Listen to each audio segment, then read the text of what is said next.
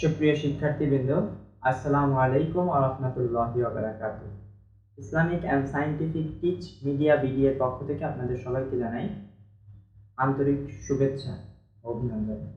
তো আমরা অলরেডি তথ্য যোগাযোগ প্রযুক্তি অর্থাৎ আইসিটি একাদশ দ্বাদশ শ্রেণীর আইসিটি বিষয়ে ইতিপূর্বে 4টা আলোচনা করেছি, 4টা ক্লাস নিয়েছি। তো 4টা ক্লাসের মধ্যে আমরা লাস্ট ক্লাসে আলোচনা করেছিলাম 4 প্রকার সংখ্যা পদ্ধতির ছক নিয়ে। এখন আমরা যে 4 প্রকার সংখ্যা পদ্ধতির ছক নিয়ে আলোচনা করেছি, এখন সেই 4 প্রকার সংখ্যা পদ্ধতির রূপান্তর নিয়ে আমরা আলোচনা করব। তো আজকের ক্লাসটা হবে আমাদের দশমিক সংখ্যা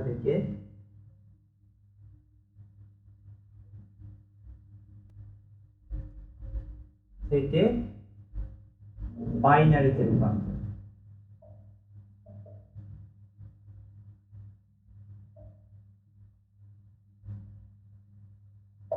তো দশমিক থেকে কিভাবে বাইনারিতে রূপান্তর করতে হয় আজকে আমরা সেই নিয়ে আলোচনা করব। তো শুরুতে আমরা দশমিক সংখ্যা পদ্ধতির সংজ্ঞা গত ক্লাসে দিয়েছিলাম যে দশমিক সংখ্যা হচ্ছে যে সংখ্যা পদ্ধতিতে সংখ্যা পদ্ধতির ভিত্তি 10 অর্থাৎ 10টি অঙ্ক বা প্রতীক ব্যবহার করে যে সংখ্যা পদ্ধতি করা হয় সেটা হচ্ছে দশমিক সংখ্যা পদ্ধতি। আচ্ছা, দশমিক সংখ্যা পদ্ধতির বেস কত সেটা আমাদের এখন জানতে হবে। আমরা জানি যে দশমিক সংখ্যা পদ্ধতির বেস হচ্ছে 10। দশমিক সংখ্যা পদ্ধতির বেস বা ভিত্তি হচ্ছে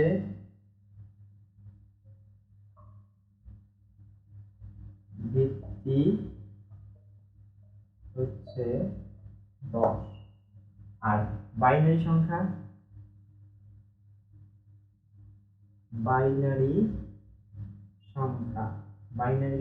বেস বা ভিত্তি কত?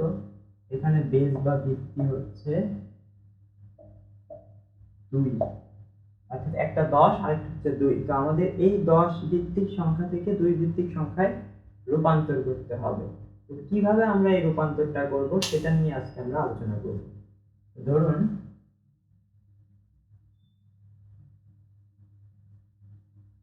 প্রথমে আমরা অঙ্কটা দেখি। ধরুন একটা সংখ্যা দেওয়া আছে 327, এই একটা দশমিক সংখ্যা দেওয়া আছে। এই দশমিক সংখ্যাটাকে আমরা কিভাবে বাইনারিতে রূপান্তর করব? তা আমাদের প্রশ্নটা কিরকম আসে? এই যে দশমিক, এখানে ভিত্তি লিখতে হবে, কারণ আমাদের এতদিন ভিত্তি লেখা লাগে নেই, কারণ আমাদের সংখ্যা পদ্ধতি ছিল হচ্ছে মাত্র একটা, সেটা হচ্ছে দশমিক। এই জন্য আমাদের ভিত্তি লেখার প্রয়োজন হয় না। কিন্তু এখন যেহেতু আমাদের 4টা সংখ্যা পদ্ধতি আছে, তাহলে আমাদের অবশ্যই ভিত্তি ব্যবহার করতে হবে। তাহলে দশমিকের ক্ষেত্রে 10, আর যখন আমরা বাইনারিতে রূপান্তর করতে বলছে, কিসে রূপান্তর করতে বলছে? হাউ ইটস বাইনারি, এটা বাইনারি কত এটা আমাদের বের করতে হবে। তো দশমিক থেকে যখন আমাদের বাইনারিতে বের করতে হয়, তখন আমাদের ওই যে বেস বা ভিত্তি, গুরুত্বপূর্ণ একটা এলিমেন্ট হচ্ছে বেস বা ভিত্তি। এই বেস বা ভিত্তি দিয়ে তখন আমাদের বারবার যেটাতে রূপান্তর করতে বলছে সেটার বেস বা ভিত্তি দিয়ে বারবার আমাদেরকে ভাগ করতে হবে। অর্থাৎ এই 327 সংখ্যাটাকে আমাদের এই 2 দ্বারা বারবার ভাগ করতে হবে। তাহলে আমরা করি এখানে 327, এটাকে 2 দিয়ে যদি আমরা ভাগ করি কতবার যাবে? 2 যায় 3 এর মধ্যে একবার, বাসে 1, তাহলে হলো 12, 6 বার, 7 এর মধ্যে যায় 3 বার, বাসে 1। এখন আমাদের এইখানে ভাগ করার পর যে ভাগফলটা থাকবে সেই ভাগফলটা এখানে লিখে দিলাম, আর ভাগফল করার পর যে ভাগশেষ থাকবে সেই ভাগশেষটাকে আমাকে সংরক্ষণ করতে হবে। অর্থাৎ এখানে একটা চিহ্ন দিয়ে, এটা মাইনাস চিহ্নের মতো দেখতে হলে, এটা কিন্তু আসলে মাইনাস চিহ্ন না, এই চিহ্ন দিয়ে এটাকে সংরক্ষণ করতে হবে। শুধুমাত্র ভাগশেষ সংরক্ষণ করার জন্য এই চিহ্নটা দিয়ে আলাদা করতে হবে। দেন আবার আমাদের 2 দিয়ে ভাগ করতে হবে, এটার কোনো কাজ নাই, এটা এইভাবে রেখে দিলেন। আবার এটাকে 2 দিয়ে ভাগ করেন, কত হয়? 1 এর মধ্যে যায় না 16, 8 দুগুণা 16, 3 এর মধ্যে যায় একবার, তাহলে 81, তাহলে একবার যায় আর এক হাতে থাকে না, সেই হাতের একটা এখানে বসাই দিবেন। অর্থাৎ ভাগশেষটা এখানে মাইনাস চিহ্নের মতো একটা চিহ্ন দিয়ে বসাই দিবেন, অর্থাৎ আইক্যান। আবার যদি 2 দিয়ে ভাগ করি কত হয়? 4 দুগুণা 8, 1 এর মধ্যে যায় শূন্য বার, অর্থাৎ 40 দুগুণা 80 বাসে। হ্যাঁ, আবার ভাগ করেন, আবার যদি ভাগ করেন কত হবে? 2 দিয়ে ভাগ করলে 20, 20 দুগুণা 40। এখানে কিন্তু কোনো ভাগশেষ থাকবে না, ভাগশেষ 0, কারণ মিলে গেছে, মিলে গেলে ভাগশেষ থাকে না। আবারও 2 দিয়ে ভাগ করেন, কত হয়? 10 দুগুণা 20। এখানেও ভাগশেষ থাকলো না, মিলে গেছে। আবারও 2 দিয়ে ভাগ করেন, কত হয়? 5 দুগুণা 10। এখানেও ভাগশেষ নাই, মিলে গেছে। এইবারও 2 দিয়ে ভাগ করেন, কত হয়? 2 দুগুণা 4। এখানে কিন্তু এক ভাগশেষ আছে, তাহলে এই একটা এখানে সংরক্ষণ করেন। আবার 2 কে যদি 2 দিয়ে ভাগ করি কত হবে? 1। 2 কে 2, বাসে কত? 0। এখন এই 1 কেও ভাগ করতে হবে আমাকে 2 দিয়ে। এখন বলেন যে 1 কে কিভাবে ভাগ করব? 1 কে কি 2 দিয়ে ভাগ করা যায়? না, যায় না। তাহলে কি করব আমরা? 1 কে 2 দিয়ে যখন ভাগ করতে পারবো না, তখন কয়বার যাবে? 1 এর মধ্যে 2 কয়বার যাবে? 0 বার। তাহলে ভাগশেষটা থাকবে কত? ভাগশেষ এই একই ভাগশেষ থাকবে, তাহলে এই একটাই এখানে বসাই দিবেন।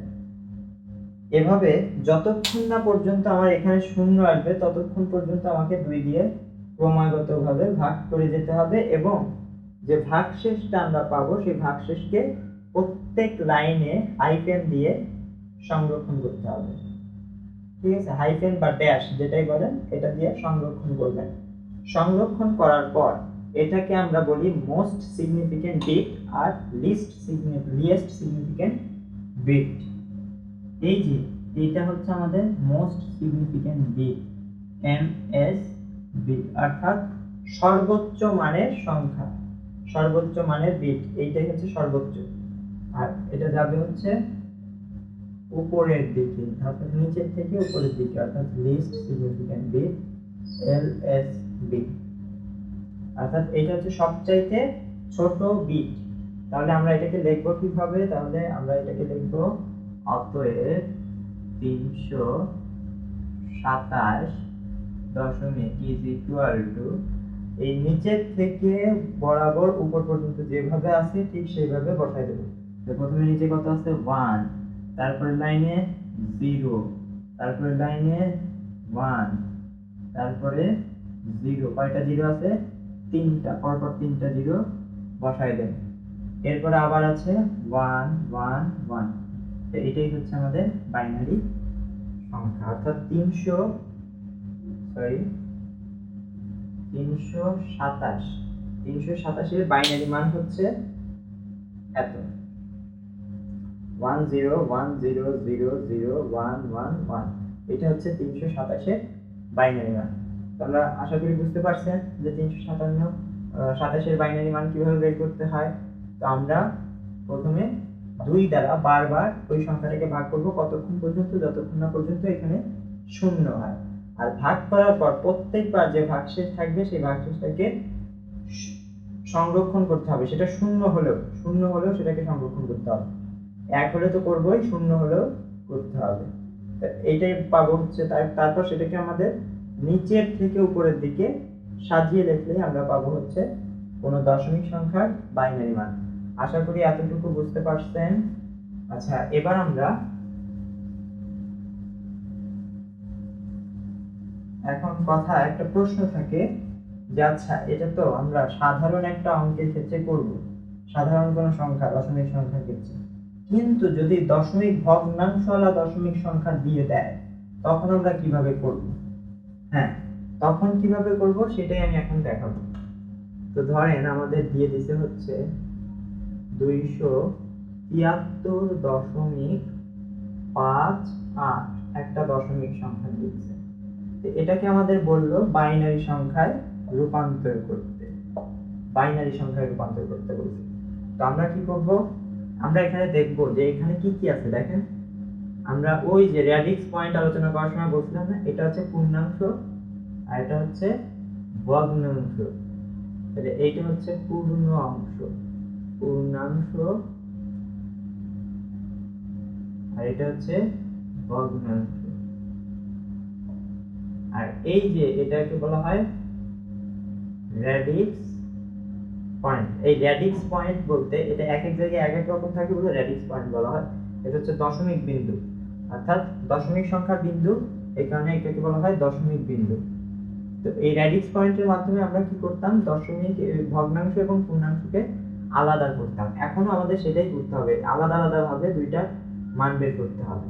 তো আমরা এখন ভগ্নাংশটাকে আলাদা করে লিখি আর পূর্ণাংশটাকে আলাদা করে লিখি।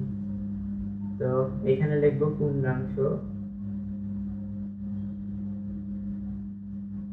তো পূর্ণাংশটা কত পাইছি, 273 দশমিক। তো এইটারে আমরা এখন ভাগ করব কত দিয়ে, 2 দিয়ে। এটা 273, 2 দিয়ে ভাগ করলে 2 এর মধ্যে যায় একবার, 7 এর মধ্যে 3 বার, 5 এ 1, 13 এর মধ্যে যায় 6 বার, 5 এ 1। এই যে একটা ভাগশেষ, এই ভাগশেষটা সংরক্ষণ করতে হবে। আবার 2 দিয়ে ভাগ করেন, 1 এর মধ্যে যায় না 13, 6 দুগুণা 12, বাঁচে 1, 13, তাহলে হলো 16, 8 দুগুণা 16, বাঁচতেছে 0, যেহেতু মিলে গেছে তাহলে 0। আবার যদি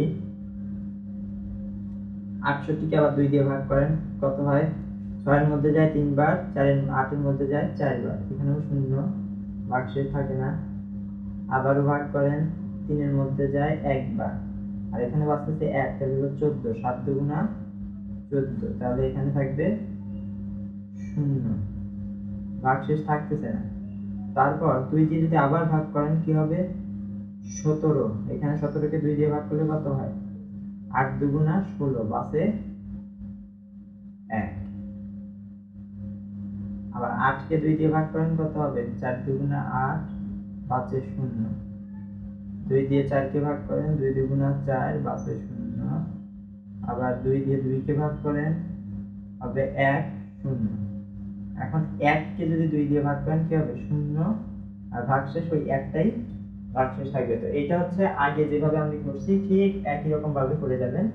আর উপর নিচের থেকে উপরের দিকে, অর্থাৎ M S B L S B আকারে সাজাবেন। তো এখানে M S B L S B এটা আপনাদের লিখতে হবে না বা টিক চিহ্ন দিতে হবে না, এটা শুধু আমি বোঝানোর জন্য দিছি। এখন আমাদের মানটা কত পাইছি আমরা, 273।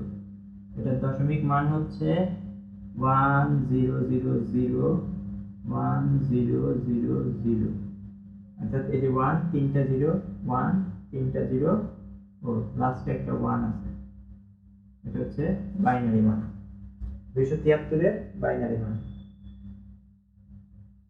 এখন পূর্ণাংশ তো গেল, এখন আমাদের এই যে ভগ্নাংশ, অর্থাৎ 58.58, এটা লেখেন এখানে ভগ্নাংশ। ভগ্নাংশ কত পাইছি আমরা, 0.58, পয়েন্টের পরে আমরা এভাবে ভেঙে ভেঙে বলবো 58, এটা আছে দশমিকে, এটাকে বানাইতে হবে বাইনারিতে। আমাদের বাইনারিতে বানাইতে গেলে কি করতে হয়, এই পাশে এভাবে লিখতে হবে পূর্ণাংশ, আর এই সাইডে লিখবেন ভগ্নাংশ। এভাবে একটা ছক কেটে ফেলবেন, ছক কাটার পর এখানে যেটা দেওয়া আছে সেটাকে এখানে লেখেন 0.58, একে 2 দিয়ে গুণ করবেন, 2 দিয়ে গুণ, অর্থাৎ ভগ্নাংশের ক্ষেত্রে উল্টা, পূর্ণাংশের ক্ষেত্রে করছি ভাগ, ভগ্নাংশের ক্ষেত্রে করবেন উল্টাটা, উল্টা নিয়ম, অর্থাৎ ভাগের উল্টা কি গুণ, তাহলে এখানে গুণ করতে হবে। 8 দুগুণা 16, 6 হাতে 1, 5 দুগুণা 10, আর 1 11, এই 11-র যে একটা এখানে বসবে আর হাতের একটা এই পাশে পূর্ণাংশে গিয়ে বসবে, অর্থাৎ এই 2 ডিজিটের পরে যা থাকবে সেটা পূর্ণাংশে গিয়ে বসবে। এটা যদি আবার 2 দিয়ে গুণ করেন কত হবে, 16 দুগুণা 32, আর এখানে 0। 32 কে যদি 2 দিয়ে গুণ করেন কত হবে, 32 দুগুণা 64, এখানে 0। 64 কে যদি 2 দিয়ে গুণ করেন কত হবে, 128। তো আমরা যখন দেখব যে বারবার এরকম আসতেই থাকবে, তখন আমরা 3টা বা 4টা নেওয়ার পর আর নিব না, ঠিক আছে। তো আমরা 4টা নিয়ে নিছি, আর আমরা নিব না। তাহলে আমরা এটাকে দেখি এটার মান কত ছিল। অতএব 0.58 দশমিকের মান হচ্ছে। তো এইটার ক্ষেত্রে যেমন আমরা নিচের থেকে উপরের দিকে লিখছিলাম, এটার ক্ষেত্রে কিন্তু তা লিখবো না। এটার ক্ষেত্রে আমরা লিখবো উপর থেকে নিচের দিকে, অর্থাৎ এমএসবিটা এই পাশে, এটা এমএসবি আর নিচে হচ্ছে এলএসবি, অর্থাৎ উপর থেকে নিচের দিকে দেবো। অবশ্যই র্যাডিক্স পয়েন্টটা দিতে হবে।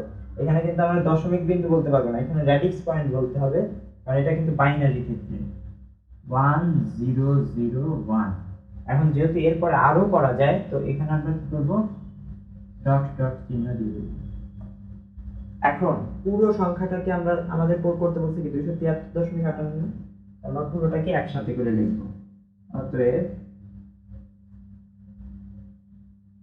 273.58, এই দশমিক সংখ্যাটার বাইনারি মান কত, আমরা এটা কত পাইছিলাম, 100011001 ডট।